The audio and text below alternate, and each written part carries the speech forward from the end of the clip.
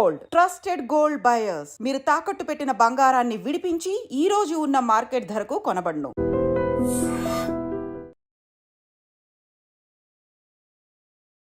అందరికీ నమస్కారం. నేను Swarupa Potlapalli. Welcome to trending topic.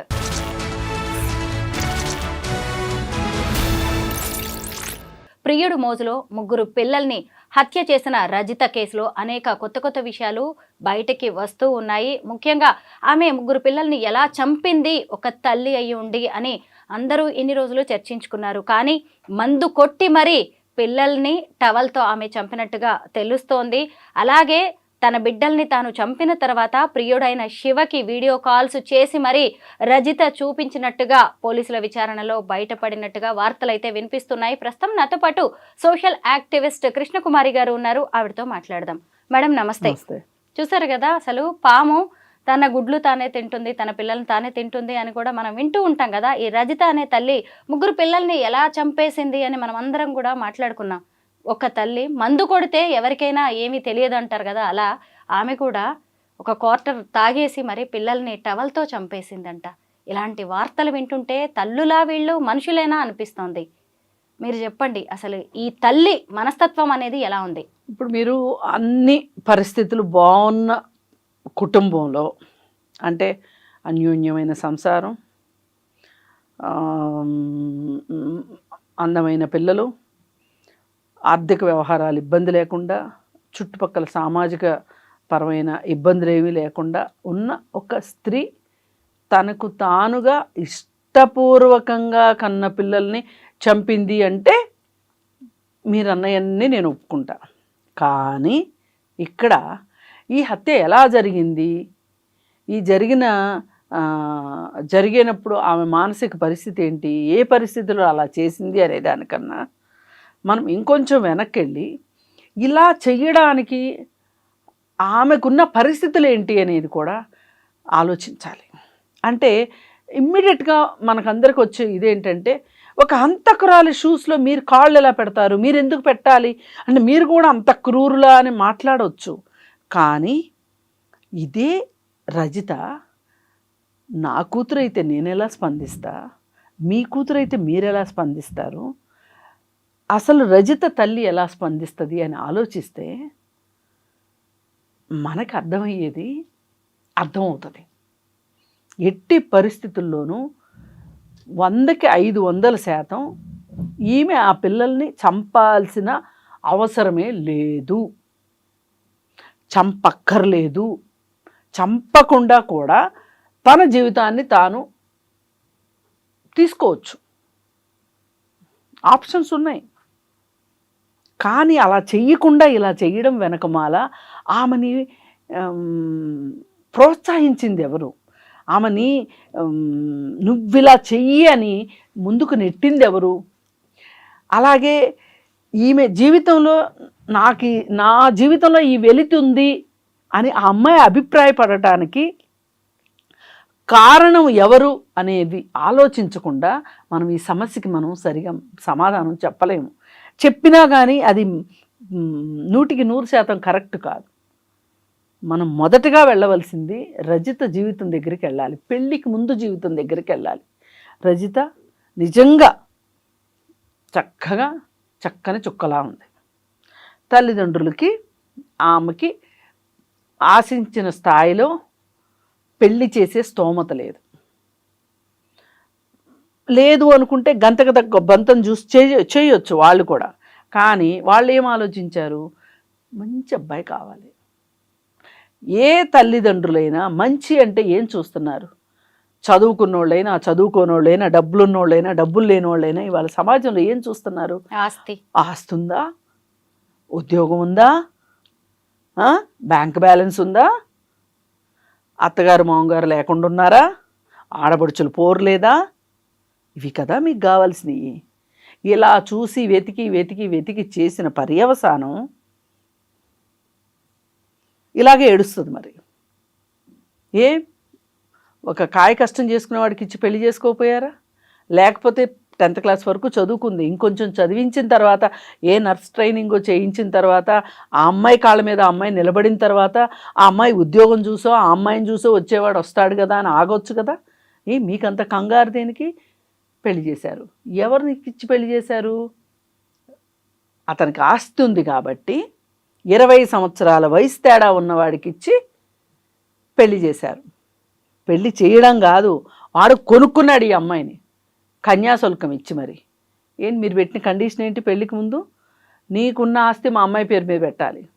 ఇది సమంజసమా?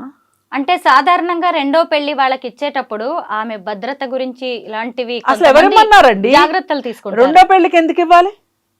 అక్కడ ఆస్తి ఉందనే కదా మీరు ఇచ్చింది. ఆస్తే ఇప్పుడు ఇంత గడ్డి తినేటి చేసింది. ఆస్తి లేని మనుషులు బతకలేరా? ఆ అమ్మాయికి సరిజోడైన వాడు ఆస్తి లేకపోతే రిక్షా దొక్కునేవాడైతే మటుకు తప్పేంటండి? ఎందుకు చేయలేదు మీరు ఆ పని? ఆస్తి ఉన్నోడు కావాలి. మీ అమ్మాయి మనోభావాలు ఏంటి? అసలు మన అమ్మాయికి పెళ్ళిడు వచ్చిందా లేదా? మన అమ్మాయి మనసులో ఎవరన్నా ఉన్నారా లేదా? అసలు మన అమ్మాయి మనస్తత్వానికి అతని మనస్తత్వానికి సరిపోతుందా? 20 ఏళ్ళు తేడా అంటే సింపుల్గా మాట్లాడుకుంటే తండ్రి వయసు అండి. ఈ పిల్లకి తండ్రి వయసు. పాత రోజుల్లో పల్లెటూరులో ఉండేవాళ్ళు ఇప్పుడులాగా 21 సంవత్సరం వచ్చాక పెళ్లి చేయాలనేది లేదు అబ్బాయిలకి. ఆడపిల్లలకు 18 ఏళ్ళు వచ్చాక చేయాలనేది లేదు. ఏ 13 ఏళ్ళకో 12 ఏళ్ళకో ఆడపిల్లలకు పెళ్ళిళ్ళు చేయడాలు బరువులు దింపుకోవడానికి. వీడు నేను మగాడిని అయిపోయాను, నాకు వయసు వచ్చేసింది, నాకు 2 ఎకరాలు 3 ఎకరాల పొలం ఉంది అని వీడు ఎగురుకుంటా వీడు పెళ్లి చేసుకోవడం చూసాం కదా.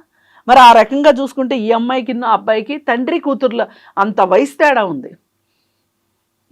ఆలోచించలేకపోయారా తల్లిదండ్రులు?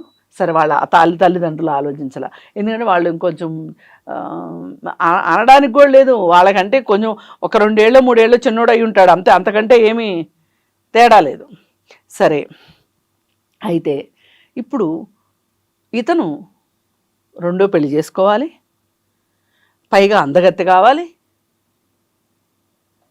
ఆస్తి ఇచ్చైనా సరే ఎక్కడికి పోద్ది? పెళ్ళాం ఎక్కడికైనా పోద్ది ఆస్తి ఉన్నంత మాత్రాన? అనుకోలే ఇలాంటిది ఒకటి జరుగుద్దని. పేరైతే పెట్టాడు, పెళ్ళాం పేరును పెట్టాడు. అసలు నా భార్యకి నేనంటే ఇష్టం ఉందా లేదా అనే ఒక ఆలోచన అయినా వచ్చి ఉండదు. ఎందుకంటే వాళ్ళ దృష్టిలో భార్య అంటే మనం సంతలో కొనుక్కొచ్చుకున్న పశువు. సంతలు జరుగుతాయి కదా. అంటే ఎప్పుడు ఆ అమ్మాయి కూడా అంత అనుమానపడే అవకాశం ఇవ్వలేదు. ఒకరి తర్వాత ఒకరు 3 పిల్లలు కూడా పుట్టారు. అదేనండి, టీచర్ గా పనిచేస్తుంది. నేను అనేది అదే. ఆ అమ్మాయికి అసలు ఒక ఆలోచన లేకుండా ఎన్ని మ్యారిటల్ రేప్స్ జరిగితే 3 పిల్లలు పుట్టారో. ఆ అమ్మాయి ఇష్టంగా అతనితోటి చాలా సంతోషంగా కాపురం చేసి ఉంటుందని మీరు అనుకుంటున్నారా? ఎలా నచ్చుతాడండి? 20 ఏళ్ళు గ్యాప్ ఉన్నోడు, దగ్గర తండ్రి అంత వయసు ఉన్నవాడు ఎలా నచ్చుతాడు ఆ అమ్మాయికి? విధి లేని పరిస్థితిలో చేశారు పెళ్ళి, బలవంత పెళ్ళిది. ఆ అమ్మాయి ఇష్టపూర్వకంగా చేసుకుంది అనుకోవటానికి లేదు. ఆ అమ్మాయి ఒక భర్త అంటే ఇలా మాట్లాడతాడు, ఇలా ఉంటాడు, నా దాంపత్య జీవితం ఇలా ఉండాలి అని సినిమాలు చూసో సీరియల్స్ చూసో ఊహించుకుని ఉన్న వయసులో ఉన్న చిన్నపిల్లకి మీరు ఆ ముదురు బెండకాయని వేసి కట్టి, ఆ అమ్మాయికి మనసులో ఏముందంటే నాకు తాళి కట్టాడు కాబట్టి అతను ఏమైనా చేసే హక్కు ఉంది అనుకుంది తప్పితే అది దాంపత్యం కాదది. అంటే తన క్లాస్మేట్ అనే వ్యక్తి మళ్ళీ తన జీవితంలోకి వచ్చే వరకు ఆమెకి తెలియలేదా వెలితి లోటు ఏంటి అనేది అంటారా? అదే నేను అంటున్నా. అయినా మాట్లాడే హక్కు లేదు ఆ అమ్మాయికి. ఈ ఆలోచన లేకుండా సడన్గా వీడు వచ్చేసేసి నేర్పించేశాడని నేను అనను. ఈ అమ్మాయికి ఉన్న చెల్లుబాటు కాదు కాబట్టి, ధైర్యం ఉండదు కాబట్టి తన జీవితంలో పిల్లల్లో తన జీవితాన్ని చూసుకుంది. అలాగే 10th క్లాస్ వరకు చదువుకుంది కాబట్టి ఏదో ప్రైవేట్ స్కూల్లో ఉద్యోగం చేసుకుంటుంది. జీవితం చాలా ప్రశాంతంగా ఆమె మనసులో ఎన్ని తుఫాన్లు ఉన్నప్పటికీ ప్రశాంతంగా నడుస్తుంది జీవితం. ఈ ప్రశాంతమైన జీవితంలో ఈ రీయూనియన్ అనే ఒక గులకరాయి వచ్చి ఆమె జీవితంలో పడింది, మనసులో పడింది. అతను అసలు ఇంత అందాలు రాసిని నేనెలా మిస్ అయ్యానబ్బా అని 4 సినిమా డైలాగులు చెప్పాడు. ఇలాంటి డైలాగులు వినాలని ఆ అమ్మాయి 12 ఏళ్ళ నుంచి 13 ఏళ్ళ నుంచి ఒక భర్త దగ్గర నుంచి వినాలని ఎదురు చూస్తున్న అమ్మాయి. ఆ అమ్మాయికి వీడి ఈ డైలాగ్ చెప్పేసరికి వీడిని మించిన రోమియో కనిపించలేదు ఆ అమ్మాయికి. అవునా? అలా అయిందా? అయిన తర్వాత సరే అలా అన్నోడు అన్నట్టు ఊరుకున్నాడా? నీ 3 పిల్లలు, ఇంత అందాలు రాసి 3 పిల్లల, వాడు ఎంత దుర్మార్గుడు కాబట్టి నిన్ను పిల్లలుగానే యంత్రంలాగా చేశాడు. ఇలాంటి కథలు ఎన్నో చెప్పుంటాడు. ఈ పాటికి ఎంతమందికి చెప్పాడో. ఇప్పుడు 10th క్లాస్ అయిపోయిన దగ్గర నుంచి నా అందాలు రాసి కనిపిస్తుందని ఈవిడి కోసం కూర్చున్నాడు ఏంటి వాడు? ఇలా ఎంతోమంది కథలో కాకరకాయలు చెప్పే ఉంటాడు. చివరికి ఈమెకి ఇలాంటి కథలు చెప్తే అప్పుడు ఈమె ఏదో అంటారే తొలకరి జల్లులో పురువిప్పిన నెమలిలాగా నాట్యం చేసింది అని ఈమెకి అతని అధీనంలోకి వెళ్ళిపోయింది. అధీనంలోకి వెళ్ళిపోయిన తర్వాత నీకు ఈ పిల్లలు లేకపోతే నేను పెళ్లి చేసుకునేవాడిని, సరే పిల్లల్ని తీసుకుని వచ్చేస్తాను అందనుకోండి. తల్లి తొందరగా పిల్లల్ని వదలాలనుకోదు. లేదు పిల్లలు వద్దు, పిల్లల్ని ఇక్కడే వదిలేయి, నువ్వు ఒక్కదాని వచ్చేయి అన్నాడు అనుకోండి, అది కూడా ఒక తీరుగా జరుగుండేది. వాడి ఉద్దేశం ఏంటంటే పిల్లలంటూ బతికుంటే ఈ అమ్మాయి మళ్ళీ మనసు మార్చుకుంటుంది కాబట్టి పిల్లలు అనేవాళ్ళు ఉండకూడదు అని వాడు డిసైడ్ చేశాడండి. స్క్రిప్ట్ మొత్తం వాడిదే, ఈ అమ్మాయి జస్ట్ ఎగ్జిక్యూట్ చేసింది అంతే. తల్లిదండ్రులు ఒక విలన్స్ అయితే ఈ అమ్మాయి పాలిట భర్త 2వ విలన్ అయితే 3వ విలన్ వీడు. ఇవాళ ఆ అమ్మాయి నడి రోడ్లో కూడా నుంచొని అవకాశం లేకుండా చేసుకుంది ఆ అమ్మాయి జీవితాన్ని. నడి రోడ్లోకి వచ్చి నుంచోమనండి, ఎన్ని రాళ్ళు పడతాయి ఆ అమ్మాయి మీద. మొన్న జైలుకి వెళ్ళి ఉంటుంది కదా, జైల్లో ఎంత పంచాయతీ జరుగుద్దో మీకు తెలుసా? తెలియదు ఎవరికి, బయట వాళ్ళకి. ఇలాంటి పనులు చేసి వచ్చిన వాళ్ళ కోసం అక్కడున్న వాళ్ళంతా ఏదో మదర్ తెరిసాలు అన్నట్లు ఈ వచ్చిన వాళ్ళ మీద పడిపోతారు. నీకేం పోయే కాలం. ఇప్పుడు మనం చేస్తున్న మోరల్ పోలీసింగ్ చూసావా? ఇంతకు మించిన మోరల్ పోలీసింగ్ జరుగుతుంది. మ్యాన్ హ్యాండ్లింగ్ కూడా జరుగుతుంది జైల్లో, తోటి ఖైదీల దగ్గర నుంచి. నరకం అక్కడే స్టార్ట్ అవుతుంది ఆ అమ్మాయికి. అయిపోయిన తర్వాత ఆ అమ్మాయి అనుకోవచ్చు, నేను జైలుకి వెళ్తే అసలు నన్ను ఈ ప్రశ్నలు అడిగేవాళ్ళు లేరు, ఈ ఇంట్రాగేషన్ లేదు, ఏమీ లేదు, నేను ఎవరికైనా మొహం ఎట్లా చూపించుకోవాలి అనుకునే అవసరం లేదు నాకు, నన్ను తొందరగా ఊహించలేదు దొరికిపోతాను. అదే అని ప్రతి నేరస్తుడు దొరుకుతాము అనుకుంటే ఎవ్వరూ నేరాలు చేయరు. ఈ సినిమా ఫ్లాప్ అవుద్ది అంటే ఆస్తులన్నీ పెట్టి ఎవడో సినిమా తీయడు. పెళ్ళైన 3వ రోజే మొగుడు చంపేస్తాడు అంటే ఏ తల్లిదండ్రులు పెళ్లి చేయరు, అనుకోరు కదా. ఎందుకు అనుకుంటారు? అనుకోరు. అని ఇప్పుడు తెలిసి వస్తుంది అమ్మాయికి అసలు జీవితం ఏంటో ఇప్పుడు మొదలైంది అమ్మాయికి. భర్తతో జీవితం మొదలు కాల, ఒక యంత్రంలాగా పిల్లల్ని కన్నది అంతవరకే. వీడు వచ్చిన తర్వాత 4 రోజులు ప్రేమ పాఠాలు చెప్పాడు, ఇదే జీవితం అనుకుంది. ఈ 2 అయిపోయినాయి. అసలు జీవితంలో అసలైన జీవితం ఏంటో ఇప్పుడు నుంచి ఉందా అమ్మాయికి.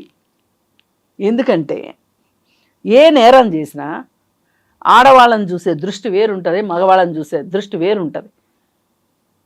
మగవాడు నేరం చేయనివ్వండి, గొంతు బిసికి పెళ్ళాన్ని చంపేయనివ్వండి, ఆడి గ్రేస్ మార్కులు ఇచ్చేస్తారు. ఎందుకంటే మనము స్టీరియోటైప్లో అయిపోయాం. మగవాడు అన్నాక కొట్టకుండా ఉంటాడా, మొగుడు అన్నాక తన్నకుండా ఉంటాడా, మొగుడు అన్నాక చంపకుండా ఉంటాడా, దీనికి అలవాటు పడ్డాం, మొద్దుబారిపోయాం మనం అందరం. అందుకని వాళ్ళు ఏమైనా చేస్తే మనకేం అనిపించదు. ఒక స్త్రీ చేయగానే అమ్మ మొగుడిని చంపడానికి సుఫారీ ఇచ్చిందంట, అమ్మ పిల్లల్ని చంపేసిందంట. ఇలాంటి పనులు మగవాళ్ళు రోజు చేస్తున్నారు. అంటే వాళ్ళు చేస్తున్నారు కాబట్టి వాళ్ళని చేయమని నేను అనట్లేదు. నా ఆవేదన ఏంటి అంటే ఇక్కడ భారత శిక్షా స్మృతి ముందు ఆడవాళ్ళు చేయనివ్వండి, మగవాళ్ళు చేయనివ్వండి, ఎవరు చేసినా ఒక్క ఆత్మరక్షణ కోసం చేస్తే తప్పితే ఒకే శిక్ష ఐపీసీలో. కానీ చట్టం దృష్టిలో అది, సమాజం దృష్టిలో ఇదే 3 పిల్లలు చంపిన వాడిని ఇలాగే మాట్లాడుతున్నారా? కసాయి తల్లి ఎట్లా కన్నది, అసలు నొప్పులు పడిందా పడలేదా, కామంతో కళ్ళు మూసుకుపోయినాయి, ప్రియుడు మోజులో పడిపోయింది.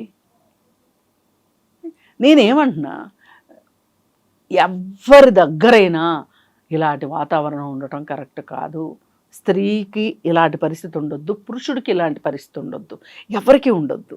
సాధ్యమైనంత వరకు జీవితాల్లో, కుటుంబాల్లో ఒక డెమోక్రటిక్ ధోరణి, అంటే ప్రజాస్వామ్యం. ప్రజాస్వామ్యం అంటే మనకి నచ్చంది చెప్పుకోగలగటం, వాక్ స్వాతంత్ర్యం ఉండటం. ఉందా చాలామంది భార్యలకి వాక్ స్వాతంత్ర్యం ఉందా? మరి అది ప్రజాస్వామ్యబద్ధం ఎట్లా అవుతుంది? అసలు 2 చదువుకున్న అమ్మాయి అబ్బాయి ఉన్నారు, వాళ్ళకి పెళ్ళి అంటే అమ్మాయి తరఫు వాళ్ళు ఎందుకు అంత పొర్లు గింతలు పెట్టుకుంటూ అల్లుడికి సేవలు చేయాలి? అల్లుడు తాలూకా వాళ్ళని ఎందుకంత మనసులో చాలా కోపం ఉంటుంది. కానీ పైకి మట్టుకు ప్లాస్టిక్ పువ్వులను పులుముకుని ఇప్పుడు మీకు చేస్తున్నాం, ఆగండి 4 రోజులు పోయాక మా అమ్మాయి పెత్తనం వచ్చిన తర్వాత మిమ్మల్ని ఇంట్లోనే ఉండనివ్వం, ఓల్డేజ్ హోమ్కి పంపిస్తాము అనుకోకుండా తల్లులు పెళ్ళిళ్ళు చేస్తున్నారు అనుకుంటున్నారు తల్లిదండ్రులు. ఎవరి ప్లానింగ్లు వాళ్ళయ్యే. అందుకే ఈ కుటుంబ వ్యవస్థ ఇలా తయారైంది కాబట్టే, కనీస మానవ విలువలు లేకుండా పోయినాయి కాబట్టి, హింస వద్దు అని అనుకోవట్లేదు కాబట్టి ఈ ఈ వివాహ బంధాలు ఈ విధంగా విచ్ఛిన్నం అవుతున్నాయి. ఎక్కడో ఏసీ రూముల్లో కూర్చొని ఒక 4-5 మేధావులు కూర్చొని వివాహ బంధాలు ఇలా విచ్ఛిన్నం అయిపోతున్నాయి ఏంటి అని వాళ్ళు మాట్లాడుకున్నా, సనాతనవాదులవి సనాతన ధర్మం అని మాట్లాడుకుంటూ ఆడవాళ్ళకి చదువు రాబట్టే, ఉద్యోగాలు రాబట్టే వివాహ బంధాలు విచ్ఛిన్నం అయిపోతున్నాయి అని చెప్పి వీళ్ళు మాట్లాడుకున్నా, రచ్చబండల మీద పంచాయతీలు చేసినా, ఏం చేసినా జరుగుతున్నది ఏంటి అనేది చూడాలి. కృష్ణకుమారి గారు, ఒక ప్రేమ కథ, ఒక వివాహేతర సంబంధం అనేది 6 జీవితాలని బలి తీసుకుంది. 3 పిల్లలైతే భూమి మీదే లేకుండా పోయారు. ఇటు చూస్తే రజిత, ఆమె ప్రియుడైన క్లాస్మేట్ అయిన శివ, వీళ్ళిద్దరూ జైలు పాలయ్యారు. ఇంకొక వైపు చూసినప్పుడు విధి వంచితుడుగా మిగిలింది చెన్నయ్య, ఆమె భర్త. అంటే మొదటి భార్య డెలివరీలో చనిపోవడంతో అక్కడ పిల్లలు పుట్టలేదు, భార్య లేకుండా అయిపోయింది. ఇక్కడ చూస్తే రెండో పెళ్లి చేసుకున్నాడు, ఎన్నో ఆశలతో కష్టపడుతున్నారు ఇద్దరు భార్య భర్త. తీరా చూస్తే ఇటు భార్య ఏమో జైలు పాలైంది, పిల్లలేమో కాటికి పోయారు. ఇలా 6 అండి. ఒక్క కథ. ఎక్కడ తప్పు జరిగింది? మెచ్యూరిటీ లేకుండా తీసుకున్న నిర్ణయమే తప్పంటారా? నేను ఇందాక రజిత ఆఖరి నిర్ణయం రజితది. నేను మాట్లాడుతుంది ముందు జరుగుతున్న నిర్ణయం, ముందు జరిగిన నిర్ణయాల గురించి నేను మాట్లాడుతున్నా. అక్కడ సరిగా లేకుండా ఇక్కడ సరిగా ఉండాలనుకోవడం తప్పు. ఎవరైనా ఇంత దూరం వస్తుంది మన అమ్మాయికి, ఇలా పెళ్లి చేయడం వల్ల రేపు పిల్లలు పుట్టాక ఇంకెవరో నచ్చిన తర్వాత 3 చంపేస్తుంది అని కూడా ఎవ్వరూ ఊహించలేం కదా. కాదండి, టోటల్ స్క్రిప్ట్ ఉండకపోవచ్చు, కనీసంగా ఒక ఆలోచన ఉండదా? ఇప్పుడు ఈ అమ్మాయికి 3 పిల్లలు పుడతారని వాళ్ళకి తెలుసా? అసలు పిల్లలే పుట్టకపోతే ఏం చేసేవాళ్ళు? 3 పిల్లలు పుట్టడం అనేది నేను ఇందాక చెప్పినట్టు మ్యారిటల్ రేప్కి వచ్చిన అవుట్కమ్. అది 3 పిల్లలు అనేది అది కాదు ఇక్కడ మనం మాట్లాడుకోవాల్సింది. మీరు కనీసం నేను ఇప్పుడు నా పిల్లకి పెళ్లి చేస్తున్నాను అన్నప్పుడు నేను ఒక ఈడు జోడు చూశానా లేదా, కేవలం ఆస్తి మాత్రమే చూశానా అనే ఇంగిత జ్ఞానం తల్లిదండ్రులకు ఉంటే రజితనికి ఇతనికి పెళ్లి చేసేవాళ్ళు కాదు. ఇతను నాకు ఇంకేం పడుచు పెళ్ళాం వచ్చేస్తుంది. చాలా మంది మగవాళ్ళు అలాగే అనుకుంటారు కదా. అదే వైపు వాళ్ళ పిల్లలకి పెళ్లిడు వస్తా ఉంటది, వాళ్ళకి మాత్రం పడుచు పెళ్ళాం కావాలి. అదే నేను అనేది. ఈ ఆలోచనలు మారినంత వరకు సమాజంలో ఇలాంటివి జరుగుతాయి. ఇదేదో జీవితం, ప్రపంచం పుట్టిన తర్వాత, భూమి పుట్టిన తర్వాత మొదటిసారి జరిగింది, చివరిసారి జరిగింది అని అనుకుంటే చాలా పొరపాటు. అది ఇలా జరగటానికి మనమే కారకులం. అది మనం మర్చిపోయి కన్వీనియంట్గా ఎవరో ఒకళ్ళ మీద నేరం మోపేసేసేస్తే, నెట్టేసేస్తే, వాళ్ళ మీదకి రజిత మీదకి నెట్టేసేస్తే అయిపోద్ది అనుకుంటున్నారు. ఎవరైనా ఈజీ టార్గెట్ని, ఎవరైతే ఈజీగా దొరుకుతారో వాళ్ళని టార్గెట్ చేస్తారు, ఎవరు వల్నరబుల్గా ఉంటారో వాళ్ళని టార్గెట్ చేస్తారు. ఇప్పుడు రజిత వల్నరబుల్గా ఉంది. ఆడదాని దగ్గర నుంచి ఏమి ఎక్స్పెక్ట్ చేస్తుంది సొసైటీ?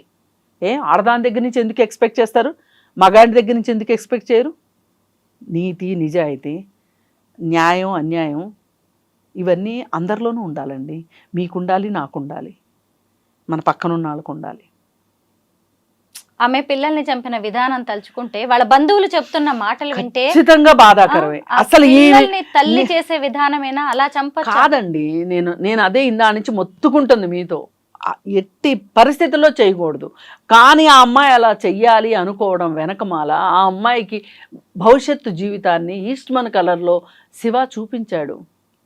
చూపిస్తే మటుకి అమ్మాయి బుద్ధి ఏమైంది అని మీరు అడుగుతారు. ఇమ్మీడియట్గా వచ్చే ప్రశ్న అదే. జవాబు లేని ప్రశ్నలు సమాజంలో చాలా ఉంటాయండి. ఇది కూడా ఒక జవాబు లేని ప్రశ్న. ఆ అమ్మాయి ఎందుకు అలా చేసింది అంటే, ఆ అమ్మాయి ఇప్పటి వరకు అసలు ఆ అమ్మాయి జీవితంలో జీవించలేదండి. ఒక యంత్రంలాగా పిల్లల్ని కనది, యంత్రంలాగా వంట చేసింది, పెట్టింది, చూసుకుంది, చుట్టూ అందరితో మంచిగా ఉంది. ఇప్పుడు చాలామందికి ఈ ప్రపంచంలో చెడు చేసే అవకాశం లేక చెడ్డవాళ్ళుగా అవ్వట్లేదు. ప్రతి ఒక్కళ్ళు అవకాశం వస్తే చెడ్డ పనులు చేయడానికి ఈ చుట్టూ ఉన్న సమాజం మనల్ని సిద్ధం చేస్తుంది. కానీ దాని నుంచి చాలామంది ప్రమాదాల్లోంచి బయటపడుతున్నారు. ఇప్పుడు ఎందుకండి అర్ధరాత్రి బయటికి వెళ్తే అమ్మాయికి సేఫ్టీ లేదు అంటున్నాము, అర్ధరాత్రి బయటికి వెళ్ళి కూడా సేఫ్టీగా వచ్చిన వాళ్ళు లేరా? వెళ్ళిన ప్రతి వాళ్ళకి ఏదన్నా జరుగుతుందా? ఎవరి కాళ్ళు ఏమనుకుంటారు? నాకు జరగదు అనుకుంటారు. మన జీవితం అంటేనే ఎన్నో ప్రమాదాల నుంచి తప్పించుకుంటూ మనం చాలా బాగున్నాము అనుకునే ఒక సర్కస్ నా దృష్టిలో. అయితే బయటికి వెళ్తే వెనక్కి వస్తామన్న నమ్మకం ఉందా? లేదు కదా. ఏ రాత్రి ఇంట్లో దొంగపడతాడో, ఎలా అత్యాచారం గావించబడతామో, అలాగే మన బ్యాంకులో డబ్బులు, మన అకౌంట్లో డబ్బులు, మన సంతకం సరిగా లేకపోతేనే మనం డబ్బులు డ్రా చేసుకోలేని డబ్బుల్ని ఎవడో సైబర్ దొంగ వచ్చి దొంగిలిస్తాడని ఎవరన్నా ఊహించామా? మనం ఏదో ఇష్టానికి సోషల్ మీడియాలో ఒక ఫోటో పెట్టుకుంటే దాన్ని మార్ఫింగ్ చేసి ఈ ఫోటో చూపించి డబ్బులు లాగుతారు అని ఊహిస్తామా ఎవరమన్నా? సోషల్ మీడియాలో ఫోటో పెట్టేప్పుడు అనుకుంటామా? అనుకోం కదా.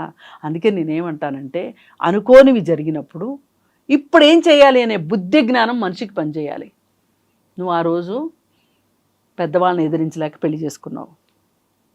ఇష్టమో కష్టమో నష్టమో 3 పిల్లల్ని ఈ ప్రపంచంలోకి తీసుకొచ్చారు ఇద్దరు కలిసి. తీసుకొచ్చినప్పుడు శివ కాదు సాక్షాత్తు మన్మధుడే వచ్చినా సరే నా జీవితం ఇంతే అయిపోయింది, నేను నా పిల్లల జీవితాలని సరిదిద్దుకోవాలి అనే బుద్ధి జ్ఞానం ఈ అమ్మాయికి ఉండాలి. సరే ఆ రోజు అమ్మాయిని ఇష్టపడ్డాను, ఈ రోజుకి నాకు పెళ్లి కాలేదు, నేను పెళ్లి చేసుకోవడానికి ఈ అమ్మాయే కావాలనే బుద్ధి జ్ఞానం వాడికి ఉండాలి. ఎవరు తక్కువ వాళ్ళండి ఇక్కడ?